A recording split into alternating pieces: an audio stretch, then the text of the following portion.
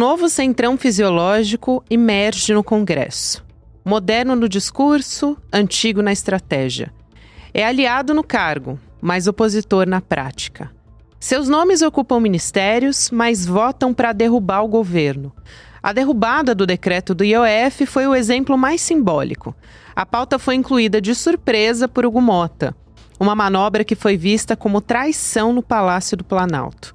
Mota age como chefe de uma nova oposição disfarçada de base. O Centrão fala em governabilidade, mas entrega instabilidade. Articula derrotas e mantém o governo em constante pressão.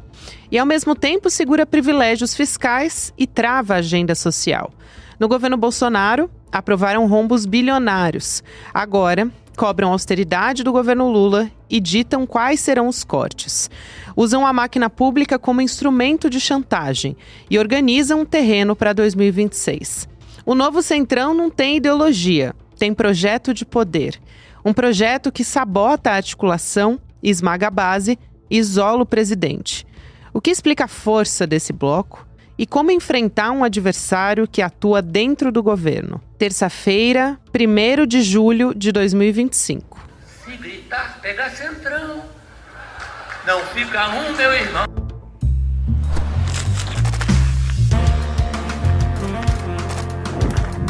Sou a Gabriela Varela, esse é o podcast Detalhes, e aqui mais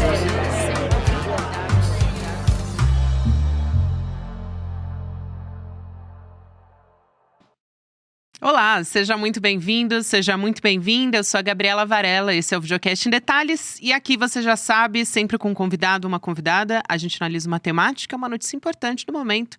Hoje eu vou conversar com ele, o nosso apresentador do ICL Notícias Segunda Edição, analista, cronista, escritor, Chico Sá. Que saudade de te receber aqui, meu amigo. Bem-vindo!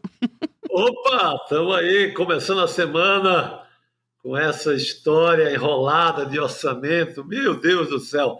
Mas vamos tentar entender e explicar aqui para a nossa audiência como é que está esse rolo lá em Brasília, mas, na verdade, no país inteiro, né, Gabi? Porque é um assunto que se espalha, é um assunto que tem repercussão na vida de todas as pessoas, então vamos tentar entender juntos aqui a questão. É isso, é muito bom a gente falar sobre o peso que isso tem na vida das pessoas e também tentar olhar um pouco para esse novo centrão, né? Porque a gente teve uma manobra inédita numa união do Hugo Mota, né, presidente da Câmara, com o presidente do Senado, o Davi Alcolumbre, que se fazia ali, queria se fazer de muito aliado do governo Lula, estava fazendo viagem junto, dialogando, tirando fotos junto, enfim. E é um centrão fisiológico, né? Mas talvez com características novas, Chico. É uma oposição disfarçada de base. Eu acho que você traz ali na sua coluna, recomendo muito que as pessoas entrem lá em iclnoticias.com.br para ler a coluna do Chico Sá. E o título é: O Centrão de Hugo Mota rasgou a oração de São Francisco. E você vai poder explicar muito melhor do que eu de como essa frase, né, do é dando de que se recebe, que é o trecho da oração, foi totalmente deturpada. Acho que para a gente começar a nossa conversa, a gente pode partir por aí. Boa, Gabi. Não, você colocou muito bem. Quem estava acompanhando apenas a galeria de fotos do Hugo Mota, do Alcolumbre, presidente da Câmara e presidente do Senado, com o governo, né, com o Lula, principalmente, dava a entender que estava no clima da maior paz e amor, né? Foram para o Japão junto, parte foi também para a China, então você tinha ali uma ideia de que estava tudo ok entre governo e a chamada base aliada entre governo e Congresso. Só que vem essa votação do IOF e aí a realidade se impõe, né? Acontece uma tremenda rebelião no Congresso. Hugo Mota não cumpre nem nada do que havia acordado, né, do que havia combinado com o ministro Fernando Haddad, nem com o governo, nem com o Lula, né, o chefe do executivo, e a gente viu essa derrota pesada, uma derrota que tira o poder de sustentação do governo e, assim, que tem um cheiro, né? Tem todo um cheiro de campanha eleitoral antecipada. Ou seja, a turma do Hugo Mota resolveu dizer, olha, se você acha, Lula, que vai tocar o governo como quer, fazendo todos os programas sociais, tocando saúde e educação como quer, e levar isso para 2026, você está enganado. Vamos tentar te atrapalhar e tentar tirar uma grana aí dos recursos do orçamento para que você chegue em 2026, mas chegue ali meio enfraquecido, sem esse poder que está hoje. Então, eu acho que, em resumo, foi isso que a gente viu, Gabriela. Desmentindo até a ideia, você falou da oração de São Francisco, a coluna é porque o princípio, né, a origem do Centrão, aí a gente está falando do final dos anos 80, começo dos anos 90, toda a religião do Centrão era baseada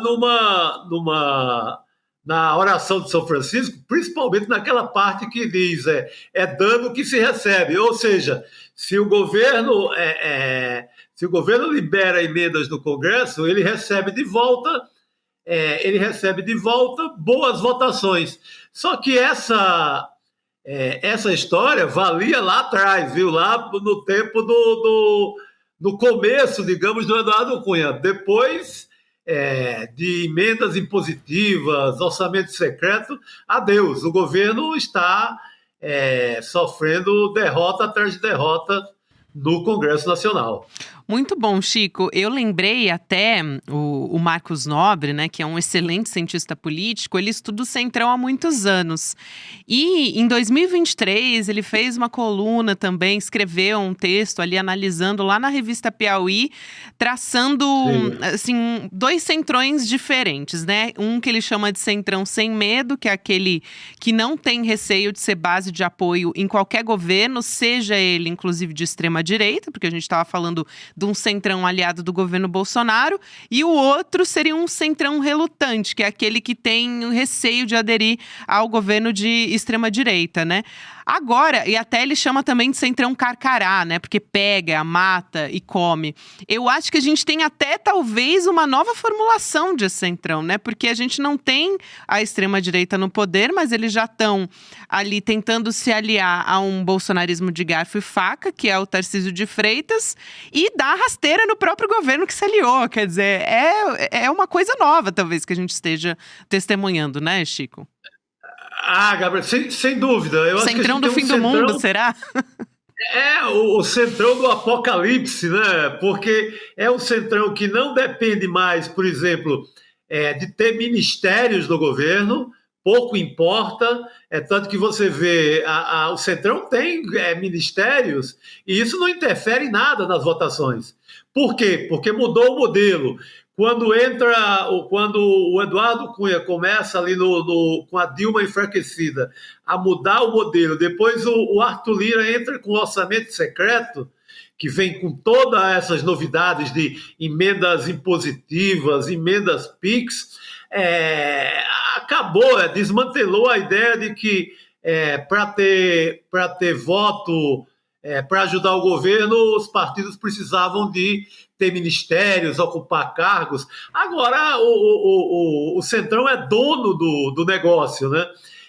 Com as emendas impositivas, com essa cota gigantesca de recursos na mão, o Centrão sequer precisa de ajuda do governo na máquina pública. Eles tiram tudo da emenda. Então, é um Centrão mais independente, mais atrevido, que manda realmente no orçamento da União. Um Centrão que sequestrou, digamos, o orçamento. Daí, essa luta feroz do ministro Flávio Dino no Supremo Tribunal Federal para tentar, pelo menos, dar ali uma moralizada mínima, né?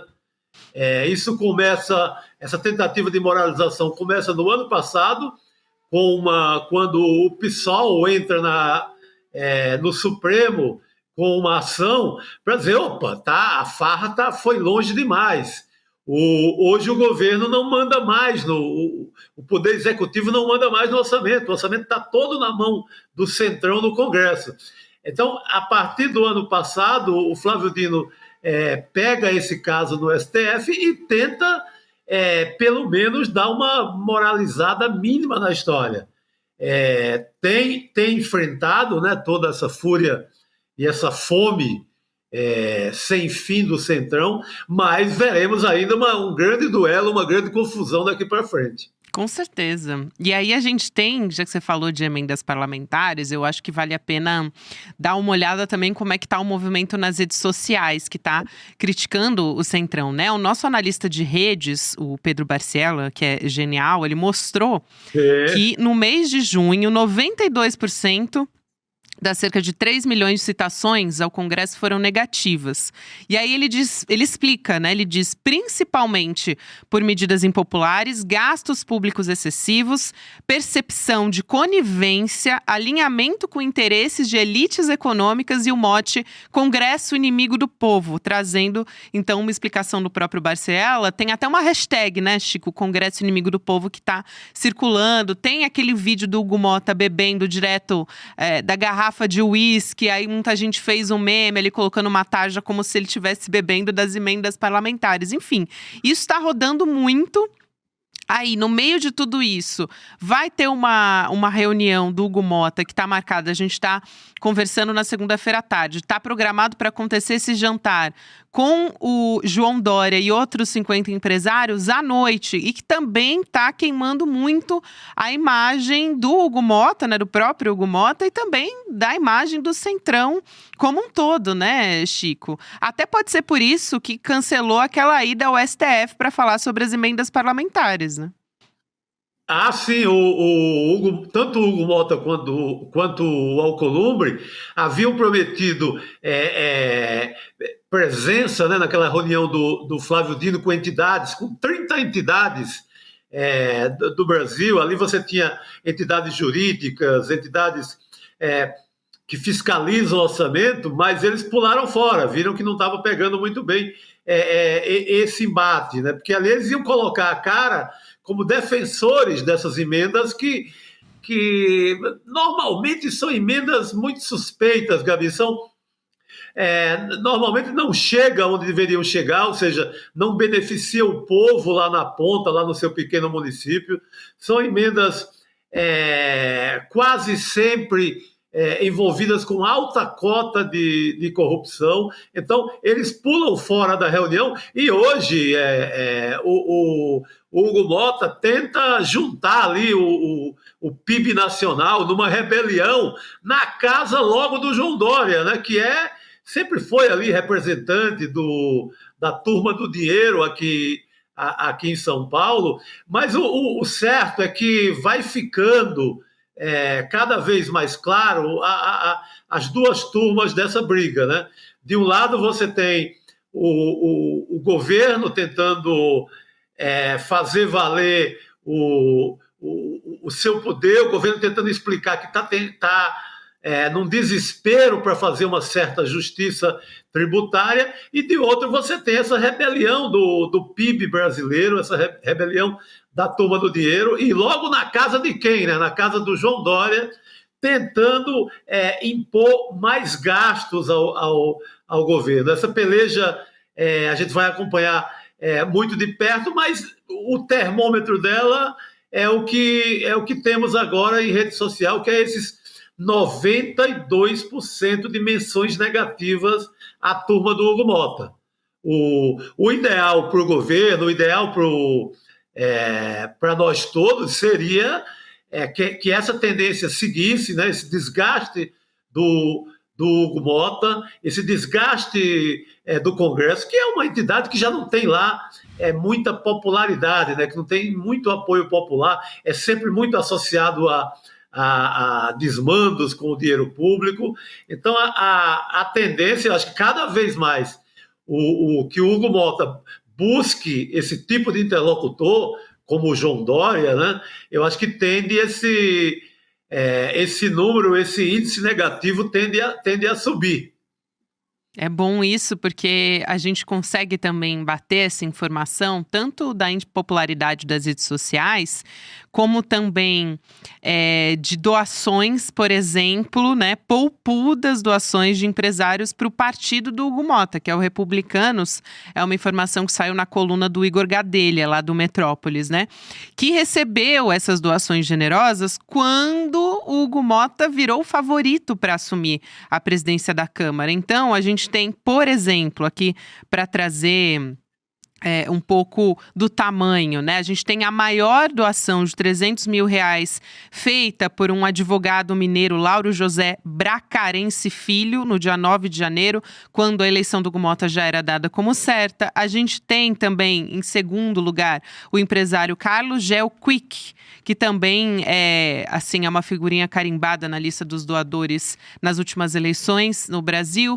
Então, isso aparecer num momento em que o Hugo Motta está com esse jantar marcado, eu acho que é, assim, gritante, né? Você vai somando as coisas. Você também compartilhou uma reportagem, né, Chico, do portal P10, mostrando que o Hugo Motta destinou R$17 milhões em emendas para uma obra na cidade que é administrada pelo pai dele, em Patos, não é isso? Exatamente, Gabi.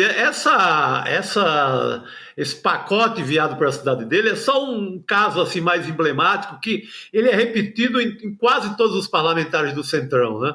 Que é aquele clássico de mandar o dinheiro para a sua própria base, e normalmente para obras que não acabam nunca, porque essas obras ali começam forma ali aquele canteiro de obra, não acaba nunca, e haja dinheiro enviado para essa mesma obra, e parece que o propósito é ali ajudar o prefeito local, no caso, o próprio pai dele.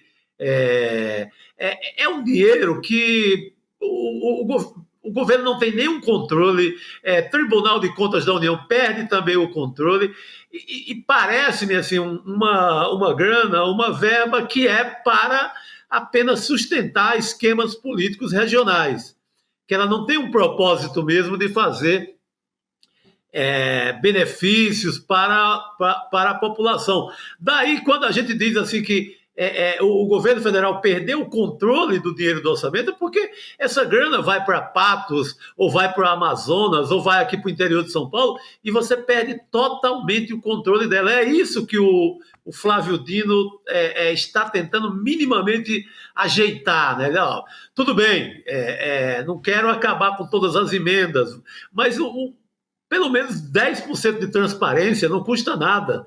Vamos tornar isso mais claro para a população, e essa é a grande briga do momento, que parece que inflama mais ainda o Congresso, que não está querendo nada com essa história de mostrar que uma emenda deve ser fiscalizada como qualquer outro recurso da União, né? E você tocou nessa questão aí da grana, né, desse dinheiro todo de doações para a turma do Hugo Motta. Isso parece aquela coisa, parece um pagamento para advogado, né? Vamos bancar essa turma, porque essa turma serve de advogado de defesa dos mais ricos lá no Congresso. Então, não dá para pensar outra coisa em relação a essas doações. E qual é o grande papel que o Hugo Motta tem feito diante do Congresso? Servir de advogado de defesa para essa turma toda. Defendê-los do pagamento de imposto, defendê-los da transparência, e por aí vai. Chico, e aí quando a gente olha esse cenário, né, e ao mesmo tempo a gente revela na contramão quem é que esses parlamentares do Centrão estão defendendo, né? A gente revelou, por exemplo, no portal do ICL Notícias, como o Congresso vai dificultar a liberação de recursos da indenização das vítimas de fraude, naquele caso do INSS, né?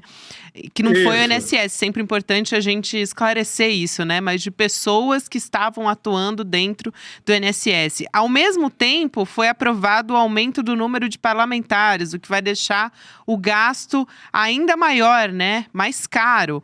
Então, eles continuam defendendo o direito dos mais ricos, né? Não tem preocupação com arcabouço fiscal, coisa nenhuma. E acho que é importante quando a gente fala, né, disso ficar mais claro para a sociedade.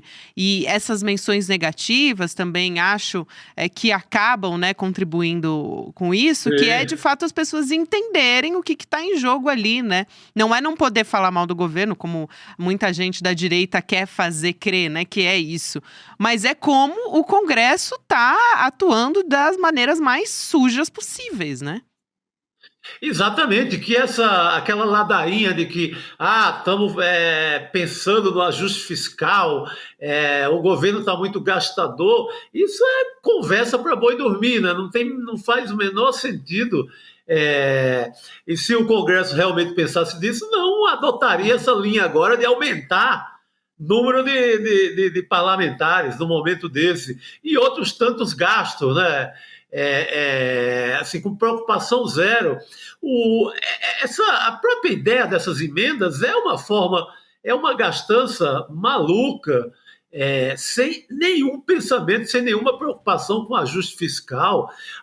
Eu queria ver se ajuste fiscal e preocupação com menos gasto, se começasse a levantar um deputado aqui, um senador acolá, e começar a abrir mão das emendas, começasse a dizer, não, olha, vamos pensar no país, vamos pensar no povo, eu não vou gastar mais essa minha parte das emendas porque eu estou preocupado com o ajuste fiscal. Mas você vê, né, não aparece uma alma viva para fazer esse tipo de ação. Então é cascata, né, Gabi? É balela, é pura enganação. E esse ataque agora ao governo, ele só tem uma explicação.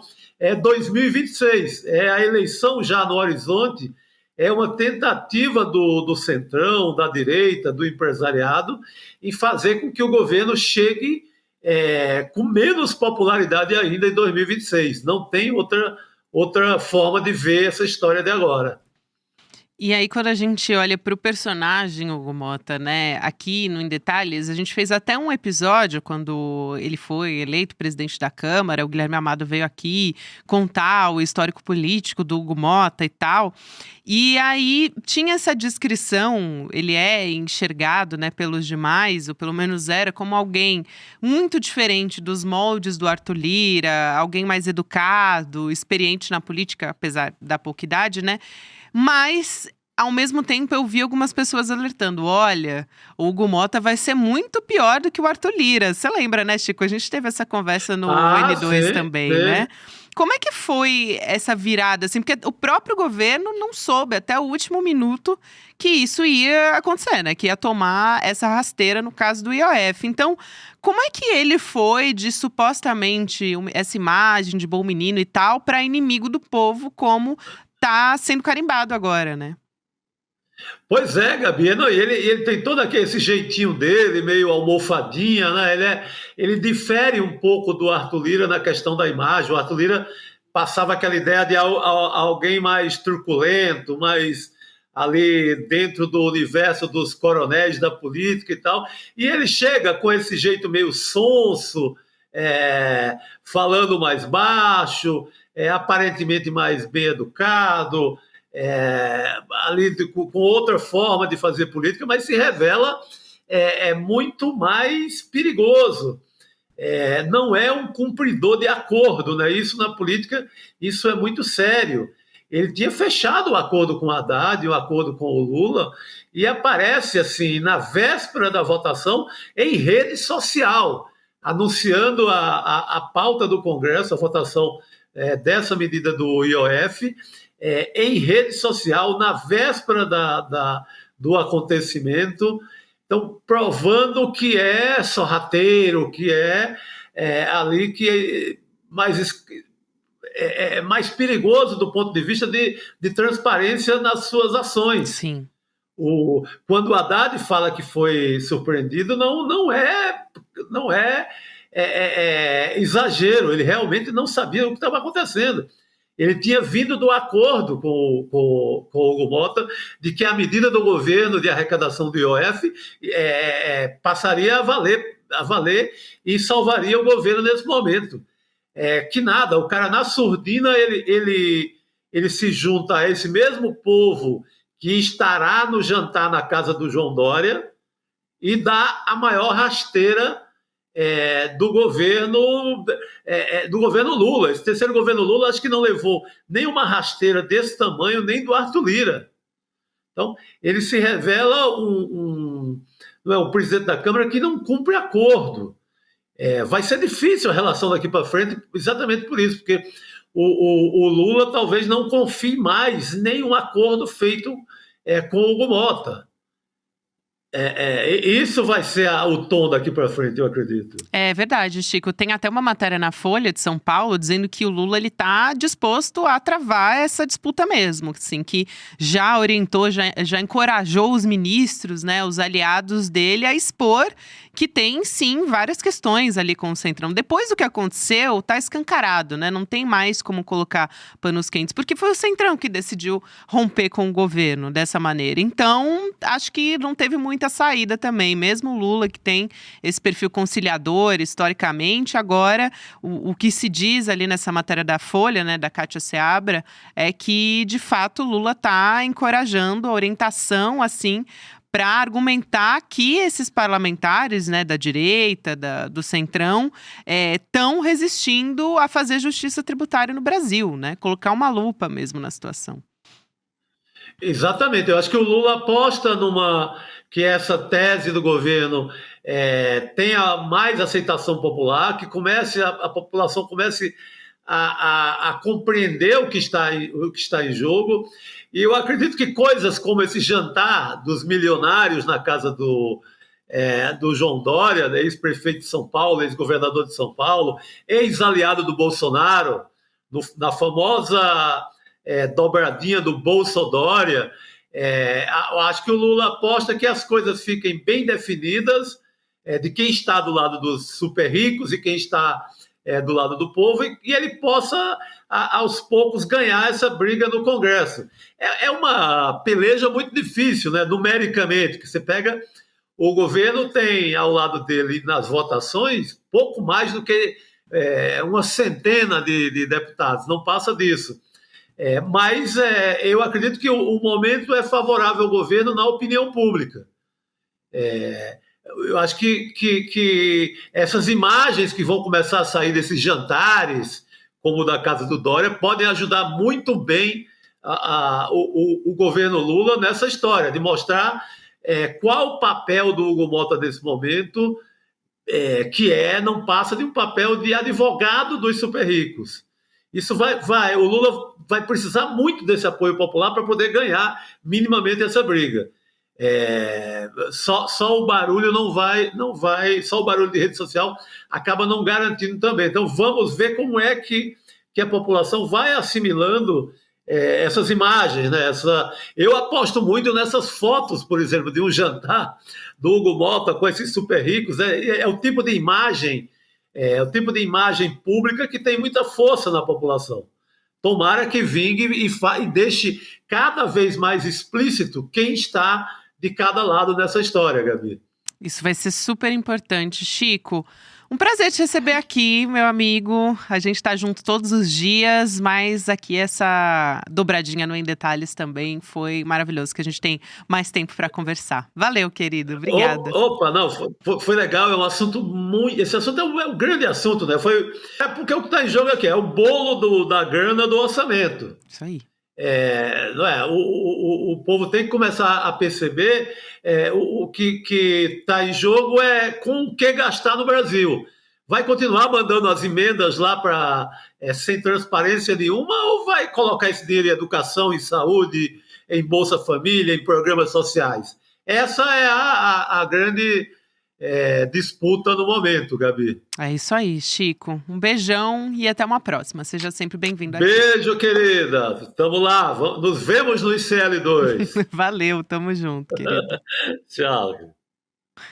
A gente aqui teve, nesse último domingo, já que a gente está falando aqui de justiça tributária também, a gente teve uma aula que foi a nossa primeira aula Investir é para Todos com o Eduardo Moreira, 8 horas da noite. Então, a gente vai ter agora a oportunidade de você assistir essa aula. Para você que perdeu e quer aprender a investir do zero, você vai ter a oportunidade de acompanhar junto com a gente quais são os caminhos para quem quer saber onde colocar suas finanças. Então, fica a dica para você. Para garantir a sua vaga, você vai em edu1.com.br/reprise, deixa o seu e-mail lá e aproveita que é por tempo limitado. Agora você fica com o Mercado Investimentos, na sequência tem o Rolê ICL e você pode ouvir o Em Detalhes todos os dias nas plataformas de áudio. Obrigada e até amanhã. Fala, turma! É o seguinte, quer mais uma chance para assistir a nossa aula que fez o maior sucesso de educação financeira? Teve gente que perdeu por diversos motivos, né? Até por ter esquecido simplesmente e está querendo assistir. Então a gente vai liberar um link aqui para você poder assistir a aula e aproveitar tudo que ela trouxe de bom para as pessoas que estavam lá. Realmente, é 1 hora para mudar completamente a sua visão sobre o mundo das finanças e dos investimentos. E no final da aula também uma chance de você se juntar a mais de 70 mil pessoas que fazem parte da nossa comunidade, que todos os dias acompanham os mercados e tem toda essa nossa ajuda, esse nosso suporte para reequilibrar a sua vida financeira, tá bom? Boa aula para vocês! Olá, olá, olê, olê, olê, olá. Eu sou o Lindener Pareto, historiador, e tenho um convite especial para vocês para acompanharem o Provocação Histórica aqui nos canais do Instituto Conhecimento Liberta.